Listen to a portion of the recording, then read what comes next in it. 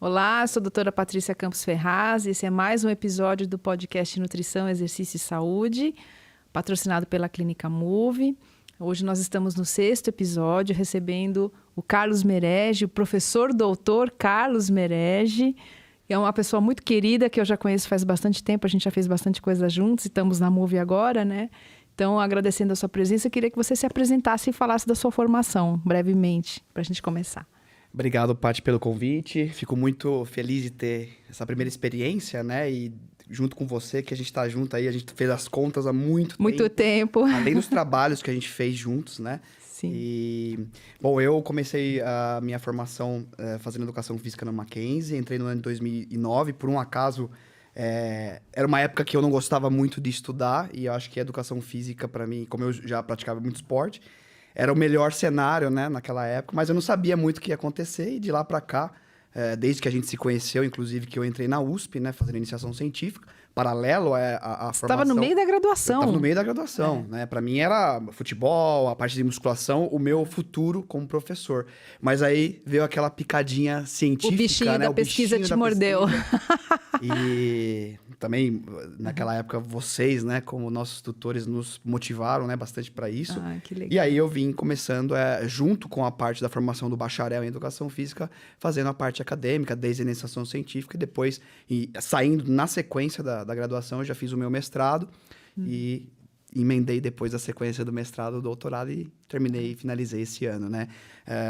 Desde o Mackenzie e esse início da USP, eu comecei a trabalhar com a fisiologia do exercício na busca, né, dos efeitos terapêuticos. E desde o meu mestrado até o doutorado lá na USP, né, na Faculdade de Medicina, esse foi a minha linha de pesquisa. E hoje eu estou muito feliz que, além de ter os resultados científicos que a gente sempre tem que ter na parte de publicações, das informações, hoje eu consigo aplicar nos nossos pacientes da MUVE. Então, a teoria na prática, uma coisa que eu sempre procurei ter e esse tempo todo foi muito bom. Isso que é bacana. Acho que assim, a nossa área de conhecimento, ela nos permite isso, né? A gente pode fazer algo que relevante do ponto de vista científico, mas como a gente trabalha com efeito terapêutico do exercício, quer dizer, a gente pode realmente tratar as pessoas com aquilo que a gente conhece, com aquilo que a gente pesquisou no laboratório, né? E então eu queria, aproveitando, né, esse gancho, eu queria que você contasse um pouco da sua trajetória na pesquisa, né? O doutorado que você fez foi uma coisa incrível, um experimento lindo, e eu gostaria de explorar hoje esse tema com você, que é a parte da cirurgia bariátrica e as suas implicações no exercício físico. Então, conta um pouco do que você fez, Carlinhos, pra gente. Muito bom, Paty. Como a gente está muito tempo junto, né? Você conhece as pessoas que participam e participaram ao longo desse projeto de bariátrica comigo, né? O professor Bruno Alano, a Milton Rochelle, mas também destaco o Igor Murai, o Wagner Dantas e o Saulo Gil, que são hoje grandes pesquisadores. Sim. E eles idealizaram esse projeto, né? Que tinha como intuito verificar os efeitos do exercício físico após a cirurgia bariátrica de uma maneira global. Só que como a gente tinha essas pessoas, né? E cada um tem o seu tecido-alvo, que a gente fala, gosta de estudar. Eu estudo cérebro, um estuda osso, resistência insulina e músculo. A gente conseguiu abarcar ao longo desses 5 anos para 6 anos de projeto uma análise muito profunda, né? Desde mecanismos fisiológicos que explicariam os efeitos do exercício na terapêutica, até a própria terapêutica aplicada na vida da pessoa, né? E então a gente iniciou esse projeto, na verdade esse projeto já estava iniciado, né, em 2015, e eu entrei em 2017, porque eu estava na finalização do mestrado, mas como eram, né, com os meus amigos lá, o professor Bruno, que já era meu orientador, então a gente iniciou, né, ao longo de 2019 até 2023 o projeto com cérebro, né? E o que a gente conseguiu verificar, basicamente, é o seguinte, Paty, que a cirurgia bariátrica ela é fantástica, né? Ela pode se assemelhar a alguns medicamentos novos que estão saindo em termos de perda de peso, mas ela também traz remissão de várias comorbidades, tais como diabetes, o que isso é fantástico no ponto de vista clínico. Entretanto, a gente vê que esses desfechos eram todos parciais ou mesmo temporários, né? E isso se justifica porque a obesidade aparentemente, né, ainda não está ratificado isso cientificamente, mas está muito ligada a esse ambiente obesogênico, né? Vai ter os fatores genéticos, vai ter predisposição associada às outras doenças, mas a gente vê que esse ambiente obesogênico, o comportamento, ele é um problema. E se a gente faz a cirurgia, toma uma medicação, mas não muda esse comportamento, e isso está atrelado a fazer exercício, a gente via que os resultados da cirurgia bariátrica eram perdidos. Além disso, a cirurgia bariátrica é algo que traz efeitos colaterais, né? Traz como a perda de massa óssea, a perda de massa muscular, e o exercício físico ele é conhecido em outras doenças por aumentar ou reverter a perda de massa óssea, por exemplo, e aumentar a massa muscular, e a gente viu que isso aconteceu nos nossos pacientes, né? Como eu gostava de estudar cérebro, Paty, e vocês conhecem bem isso, a gente trabalhou Sim. junto nesse sentido, a gente começou a ver, porque é uma literatura muito recente, mas que a obesidade talvez ela tenha um sentido mais cerebral, né? Então, é o ambiente influenciando, mas é um cérebro alterado que pode levar você a ter a hiperfagia, a ter mais desejo por alimentos palatáveis e mesmo a aversão ao exercício físico, né? Porque a mesma área, o hipotálamo, que controla a fome e saciedade, é a mesma área que tem um crosstalk, uma conversa com o músculo durante o exercício. Tanto que o músculo secreta miocinas, né, que a gente chama, que interagem, informam ao cérebro como que essa resposta acontece. Por exemplo, com aumento de frequência cardíaca, diminuição da pressão arterial, tudo isso a depender da condição em que o indivíduo está sendo submetido. Então a gente vê que, estando alterados esses sistemas, tais como a obesidade, é o motivo pelo qual, às vezes, o resultado da cirurgia bariátrica não acontece. E aí, no meu estudo, eu fui analisar essas áreas do cérebro, conexões que essas áreas fazem, né, que a gente chama de circuitos cerebrais, tais como fome e saciedade, recompensa e até de atividade física. E a gente viu que a cirurgia traz em algumas áreas efeitos parciais de melhora, né, um aumento da atividade, um aumento da oxigenação cerebral, mas por outro lado, algumas outras mudanças, né, positivas só aconteceram quando a gente colocou o exercício físico. Então a gente chama que a gente fala nesse trabalho que o exercício físico ele tem um efeito com a bariátrica sinérgico para esses pacientes. E aí o desfecho que a gente espera é o quê? Que não é a perda de peso per se que você olha na balança que mudou, mas toda essa mudança de comportamento e também coisas que podem tornar as pessoas suscetíveis até as doenças crônicas conhecidas que estão associadas à obesidade, traz como diabetes e a hipertensão. Então o exercício consegue controlar tudo de uma vez. Olha, você sabe, a gente vem da mesma escola.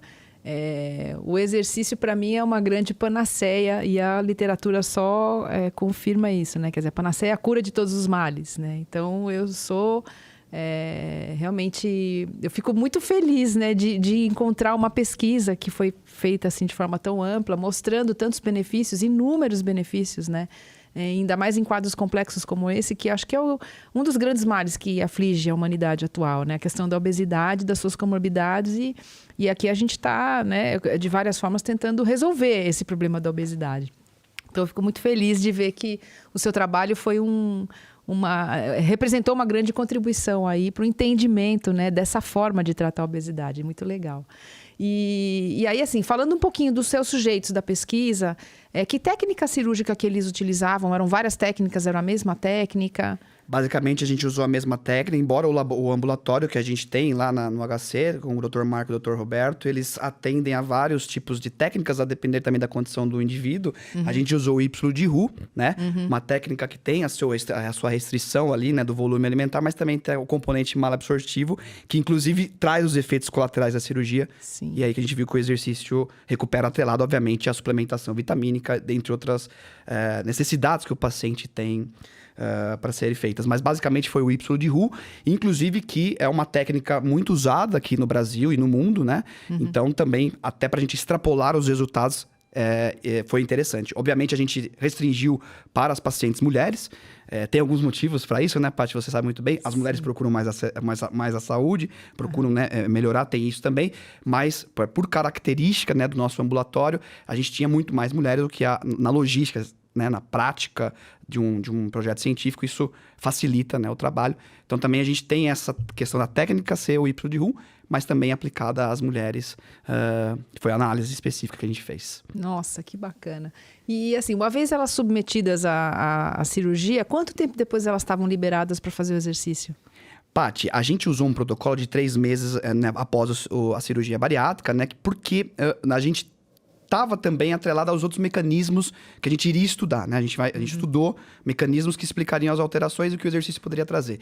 Então, a gente né, na criação desse projeto, a gente via que esses 3 meses, todas as alterações que a gente esperava poderiam acontecer. Só que se a gente olhar na prática, na prescrição dos guidelines da Sociedade Brasileira de Cirurgia Bariátrica e Metabólica, junto com o corpo do professor de educação física, a gente vê que essa prescrição ela pode acontecer um mês depois, né?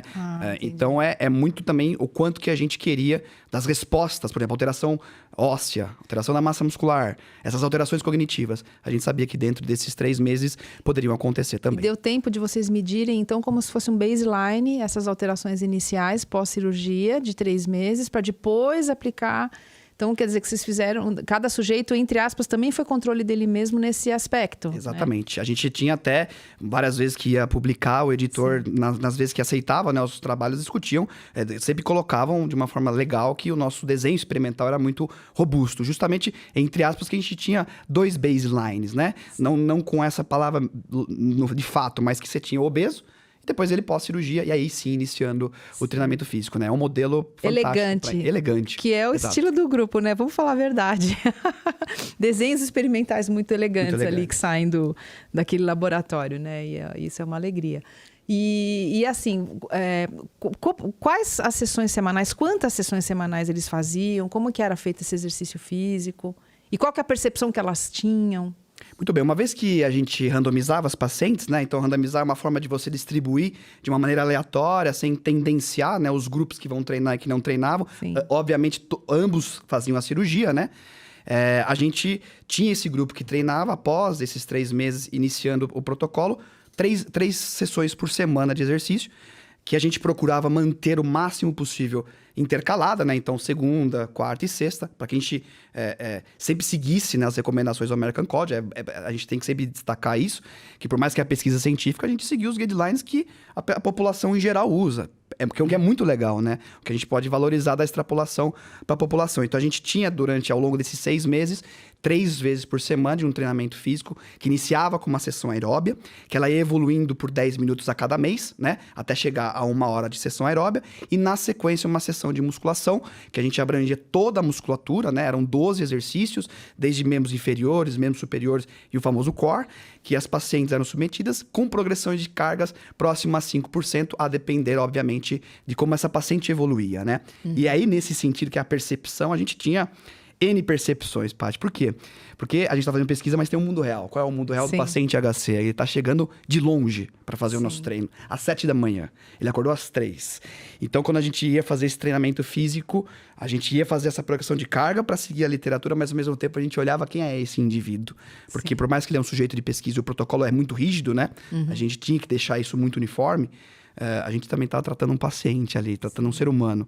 E isso foi muito legal, Paty, porque a gente se equilibrou entre manter a pesquisa científica rodando com a sua maior rigidez possível, mas ao mesmo tempo atender esse paciente, porque a gente está atendendo uma pessoa, né? Sim. Então, ao longo dessas 3 semanas, desses 3 sessões por semana, a gente tinha momentos em que o paciente conseguia treinar, momentos em que a gente tinha que puxar o paciente para treinar, e obviamente no final dos 6 meses, a gente sempre via que a percepção era de uma melhora global. Uma melhora que não era o músculo, a resistência à insulina, o osso ou o cérebro. Era a vida da pessoa e também, por consequência, os seus familiares, né? Que participavam da pesquisa junto com a gente, levando, às vezes, o paciente, ajudando ele a acordar às 3 da manhã para vir até a gente, justificando, né? Usando nossas informações para justificar por que ele teria que ir até lá. E, por exemplo, as filhas de algumas pacientes, né? Porque a gente trabalhava com mulheres, nos ajudavam demais. Então, acho que foi essa sessão de treinamento físico era bem distribuída de uma maneira científica, né? Para atingir os resultados de massa muscular, de ganhos cardiorrespiratórios, mas ao mesmo tempo que a gente pudesse, de fato, inserir isso na vida das pessoas. Né? Que as pessoas pudessem continuar fazendo esses exercícios físicos de maneira protocolar, como é ideal. E aí, assim, eu acho que você deve ter presenciado uma mudança de mindset mesmo, né? Quer dizer, como é que essas pessoas se relacionavam com o exercício? Porque talvez elas nunca tivessem tido história de exercício físico na vida ou odiassem fazer exercício veementemente e foi isso que as levou, né, a esse quadro de obesidade mórbida que depois resultou na cirurgia. E o que elas iam falando? Assim, se você tivesse que fazer um discurso do sujeito coletivo, como a gente faz em pesquisas subjetivas, qual que era a fala coletiva desse grupo de mulheres para você com relação a tudo na vida? Eu vou até pegar uma frase, né, uma fala de uma das nossas pacientes, que ela entrou, antes de entrar no nosso protocolo, como ela estava com a condição da obesidade, portando essa condição e não achando uma saída, a melhor saída dela era o quê? Fazer gastronomia, porque pelo menos ela teria motivação para trabalhar, gostava de comida. E ela saiu querendo fazer educação física, né? Então, Nossa, que incrível isso. Então, acho que isso é aquilo que a gente estava discutindo e eu ouvindo nos outros podcasts. É a sensação, é a sentir. Sim. Então, você sabe fazer, você vai ensinar alguém a fazer. O seu paciente sabe que o exercício é bom, mas se ele não sentir que aquilo é bom para ele, ele não vai melhorar. Então, a sensação que eu tive é dessa fala. De pessoas que entram muito relacionadas à comida, ou aos seus anseios, ou às suas emoções, né? Porque muito da obesidade está relacionada a isso. E depois, quando sai, parece que a sua visão física, a sua percepção de o que eu posso fazer fisicamente, ou o que eu era como obesa, mas agora fazendo um exercício justificado para minha saúde, para minha melhora, o quanto que de fato eu estou conseguindo fazer isso, né? Uma outra percepção é transporte público, né, Paty? Sim. Elas tinham muita dificuldade de passar na catraca, né, do ônibus. Ou de sentar na poltrona. Sentar na poltrona. E aí isso é uma questão social, porque as pessoas também que eram eutróficas, vamos chamar assim, ou meramente com sobrepeso, excluíam essas pessoas, né? Ou elas mesmo são discriminadas. Assim, discriminadas. Né? E aí a gente via que, por mais que isso não deve existir em momento algum, a gente via que a discriminação não acontecia mais ou diminuía, e essas pessoas se sentiam mais inseridas na sociedade quando completavam o nosso treinamento físico. Gente. E, de fato, essa percepção acontecia no grupo controle também, Paty, porque a gente atendia o grupo controle. Mas ela era muito maior quando a gente tinha o exercício associado. Quer dizer, você teve um grupo controle que não treinou, ou que treinou no momento posterior? A gente, por uma questão ética, e a gente quer isso, né? A divulgação do exercício físico para todo mundo, mas com uma questão protocolar científica, a gente não podia... A gente tinha que ter esse grupo comparativo. A gente ofereceu posteriormente, de uma maneira mais social, maneira mais educativa, né? Que eles fizessem exercício físico e a gente poderia orientá-los, né? Mas, basicamente, durante esses 6 meses, o grupo que treinava, né? Ele tinha acesso a essas 3 vezes por semana, ao longo dos 6 meses.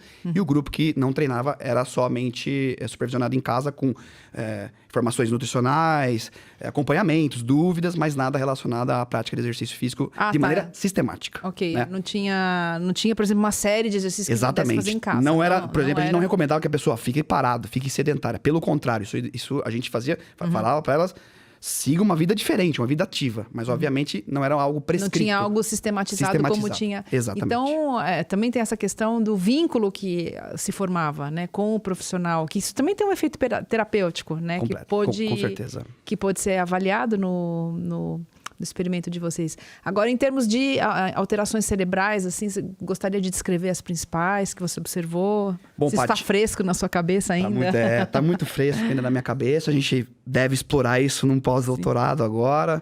E assim, Paty, a gente sabe que a gênese da obesidade ela ainda não é explicada, né? Mas como o cérebro e o músculo, né, são 2 órgãos incríveis, e dentre os outros que a gente tem, mas como a gente é da educação física, olha muito pro músculo, e eu sou da educação física, mais um pouco inserido na neuro, a gente olha essas interações.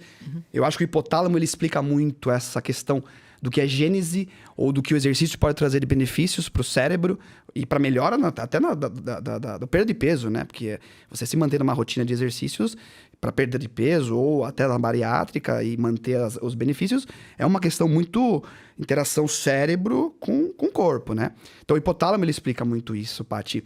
E o que a gente sabe é que o hipotálamo tem vários núcleos, né? Ele não é um órgão, não é uma parte do cérebro em que está só restrita a receber informações e transmitir. Ela interpreta, ela é muito suscetível a alterações, ela tem menos barreira hematoencefálica para que, né, que é uma barreira que a gente sabe que protege o cérebro, né, contra toxinas, faz um balanço entre o que entra e entre o que sai, mas nessa região a gente sabe que tem já uma certa diminuição para que esse crosstalk, essa conversa com o sistema aconteça. E aí a gente foi investigar, né? Então, o que a gente consegue ver é que o hipotálamo sempre ele vai estar de uma maneira alterada, independente da técnica de neuroimagem que você vai usar, na obesidade, por conta da inflamação, por conta do ambiente obesogênico, né? Que faz o que pode ter mais fluxo de informações para aquela área, por desejo de comida, por necessidade de comer. Você vê que essa hora está alterada. Quer dizer, isso de fato está associado a um desequilíbrio. A um desequilíbrio. E não é mais uma amostra que vai ter isso, Paty. A gente vê que desenhos e desenhos experimentais diferentes estão conseguindo cada vez mais elucidar e mostrar que o hipotálamo ele é alterado na obesidade. Sob diferentes óticas, diferentes técnicas de neuroimagem. Por consequência disso, os efeitos comportamentais também acontecem, né? Então, o que se via em rato antigamente, né, Paty? Dava lá, fazia uma ablação, o resultado hiperfagia, o resultado controle de perda de peso. Hoje a gente vê na prática, né? A gente vê, analisa o hipotálamo, analisa a atividade cerebral dele, vê uma resposta frente a um alimento palatável e não palatável, o obeso responde sempre menos dessa área e, por consequência, mais vontade de comer, né? Então, quando a gente vê a cirurgia bariátrica para essa região do hipotálamo, por exemplo, ela traz o benefício da melhora da atividade cerebral, possivelmente por uma melhora da diminuição inflamatória, né, Paty? Diminuiu a inflamação que chega e que prejudica essa área. Mas mais do que isso, né? Quando a gente tá falando que é um ambiente obesogênico, essa pessoa teve muitos problemas por estar obesa, e isso acabou melhorando após a cirurgia bariátrica. Então, naturalmente, de uma maneira secundária aos efeitos fisiológicos clássicos de aumentar o fluxo sanguíneo, de tirar toxinas dessa região, diminuir a inflamação, essa área foi menos solicitada em condições nas quais aquele indivíduo queria procurar mais alimento. Entretanto, a gente viu que essas informações elas são temporárias ou elas são corrigidas parcialmente frente a uma população magra. E a gente introduziu o exercício físico para verificar se isso haveria um efeito aditivo. E o que a gente observou, na verdade, é que existe um efeito sinérgico. Não é um e não é outro, são os dois juntos. E aí a gente vê que a atividade do hipotálamo melhora. Só que daí a gente tem vários outros componentes para serem estudados lá na frente, para que a gente consiga, por exemplo, Paty, dizer numa prescrição de um sujeito bariátrico, né, após a cirurgia, que ele vai conseguir fazer exercício para controlar a fome dele. Entendi, isso é incrível, né? Vocês estudaram também a parte hormonal, leptina, grelina, tudo isso foi estudado. Foi parte do teu estudo especialmente? O meu estudo tem uma característica muito das perguntas das hipóteses claras iniciais e também de um componente muito exploratório, né? De uma maneira secundária, Paty. Então a gente acabou ainda não tendo... E hoje, lendo a literatura, a leptina ela explica muito, mas ainda não é o principal fator. O que a gente viu é basicamente uma melhora da resistência insulínica nos outros trabalhos, né? E aí o Wagner explorou isso de uma maneira fantástica, desde da célula, né, do que está circulando até a célula muscular. Mas no caso do cérebro, por mais que tenha grandes evidências, ainda é muito claro que a alteração pode ser antes, ela pode ser antes, né, e gerar a obesidade, ou ela pode acontecer devido à obesidade. Então, os mecanismos associados ou as moléculas associadas, a gente não estudou, né? Basicamente, olhou para o cérebro. Mas aí eu também digo uma coisa, né, Paty? Olhando aí os trabalhos só de neuroimagem, não de obesidade ou não de exercício. Aí a gente da ciência acaba se aprofundando em outras áreas. A neuroimagem vai acabar dizendo hoje que a explicação pela funcional ela é bem clara, porque o funcionamento do cérebro ele é claro, né? Então, quando você percebe uma alteração, isso é significativo perante o software que está analisando, isso é uma mudança muito significativa, embora às vezes de uma significância sutil. Mudou alguma coisa no cérebro e com todos os protocolos rígidos de análise, é porque de fato está acontecendo alguma coisa e a gente pode de fato dizer que aquilo é uma alteração. Então isso para mim foi bem legal. E de novo, né, os resultados foram de acordo com que estudos prévios, não em sujeitos bariátricos, observaram também. Tais como, por exemplo, uma diminuição em áreas que deveriam estar menos ativas e a obesidade estava mais ativas, né? Então a gente viu que o exercício sem cirurgia bariátrica já tinha diminuído isso em obesos e a gente só agora confirmou isso em sujeitos pós-bariátrica, né? Nossa. E aí, o outro dados que são em animais, como o aumento da atividade dos glândulos da base, né? Que nos núcleos da base são muito conhecidos por participar da atividade física, mas também por mecanismos de recompensa, estavam alterando a obesidade, a gente só viu isso com o exercício físico. Então foi uma maneira de explorar o cérebro e o seu funcionamento mais do que tentar explicar por alguma molécula ou outra que diria que isso seria explicado por isso, né? Eu acho que o cérebro e a sua forma de se conectar, né? Porque eu olhei conectividade funcional como desfecho primário, parece que eles são realmente modulados pela doença, pela cirurgia, mas principalmente pela combinação com o exercício físico. Mais uma vez, trazendo a importância dele. A gente não falou nem um pouco sobre as mudanças alimentares desse grupo, né? Então, só assim, como a gente está num podcast que primariamente é de nutrição, você lembra, assim, brevemente qual foi a orientação alimentar que foi feita ou não foi feita a orientação alimentar para esses sujeitos especialmente, pelo menos na época da tua intervenção? Como é que foi isso? nós acabamos explorando mais como uma análise de observar o que aqueles indivíduos, em cada ponto de análise, estavam se alimentando, como maneira de caracterizar e avaliar as mudanças. Talvez eles tenham recebido uma orientação da equipe. É isso que eu ia dizer para você. A equipe que está no ambulatório e onde a gente vai lá recrutar os pacientes, ela já é uma multidisciplinar, além da nossa, da pesquisa. E aí a gente viu que, de fato, até por uma questão protocolar, né, Paty? Além dos 3 meses, essas pessoas tinham semanas e semanas de alterações de dieta, né? As alterações alimentares são muito específicas, né? No pós-operatório. Né? Exato, e a gente não poderia modular isso, né, Paty? E até de uma maneira que os resultados que a gente poderia esperar estão atrelados a isso. Então, elas sempre eram orientadas pelas nutricionistas, que inclusive eram as mesmas que davam aval para fazer a cirurgia, né? Que é importante destacar, né, Paty? Não é você chegar lá e querer fazer a cirurgia. Você passa por um screening absurdo, ainda mais no SUS, em que a gente tem que despender, de fato, um dinheiro para realmente melhorar as pessoas.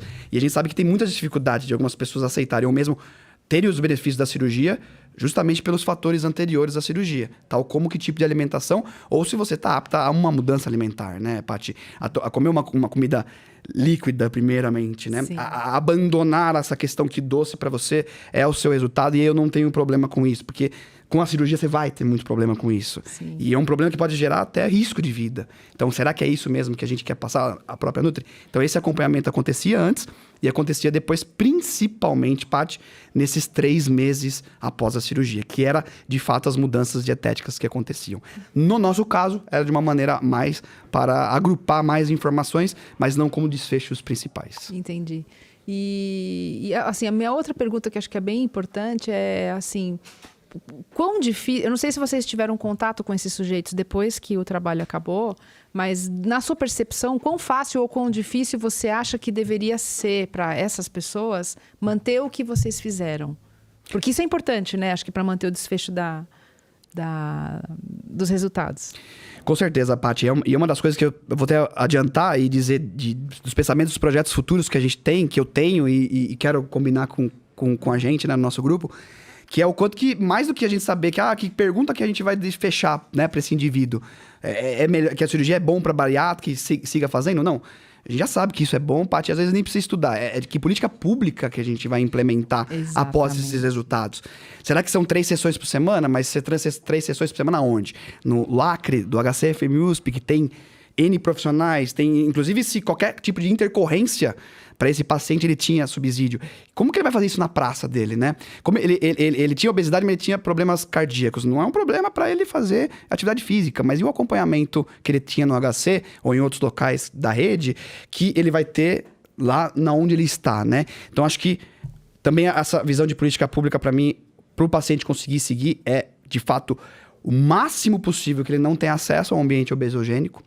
Então, a primeira coisa, Paty, quando a gente sabe que o indivíduo não vai seguir o treinamento depois da nossa pesquisa, é incentivá-lo a fazer qualquer coisa. No sentido que se movimentar na atividade. O que for possível. Por segundo, o universo dele. Que ele faça com que as pessoas estejam ao lado dele nesse momento também façam. Porque essa retroalimentação das pessoas, ela é para bem e para o mal, né? Então, por mais que às vezes não atingiu o nível recomendado, Paty, mas se ela não comeu errado, já estamos num ganho. E eu acho que isso a gente tem que passar isso também para os familiares. Então, a política pública posterior, ela é necessária. Mais do que eu dizer para você que a gente tem que melhorar o equipamento da academia que vai utilizar esse sujeito, que ele vai entrar obeso primeiro, né? Fazer o pré-operatório. Mais do que isso, Paty, porque isso eu adapto usando um pezinho, uma anilha, um halter, e ele vai ter o mesmo benefício. É como ele vai dar continuidade nisso. O melhor cenário seria com supervisão, né? Que a prefeitura, de repente, o Estado abarcasse esse custo, que pudesse promover, né, o concurso para esses profissionais, porque aí sim seria o melhor dos mundos. Quem sabe, né? Que a supervisão traz mais benefícios e menores riscos. Quer dizer, isso deveria estar presente, por exemplo, no programa de saúde da família. No programa de saúde da família. A presença do educador físico. Eu não sei se isso funciona na prática, mas lá no projeto inicial tem, né? No PSF tem o educador físico ali. Mas isso deveria ser assim, acessível e funcionante em todo o Brasil, né? Totalmente, Paty. Agora, para um outro lado, que talvez pode acender aí um ponto positivo, é que eu tenho conversado com alguns outros profissionais e aí a gente vê que a ideia é, de fato, promover isso atualmente, né? Haja visto o número de pessoas que fazem a cirurgia. Carlinhos, eu agradeço muito. Eu ficaria horas conversando com você sobre isso. Muito obrigada por você ter vindo, por tanto conhecimento que você proporcionou aqui para nós. Eu só tenho a agradecer. A Move também, né? A Clínica Move, por estar apoiando todos esses episódios. Muito obrigada, é um prazer muito grande continuar trabalhando com você. Paty, eu que agradeço. Parabéns pela iniciativa. Acho que vai ser muito importante para todos nós e fico à disposição para outros episódios. Obrigado, Paty.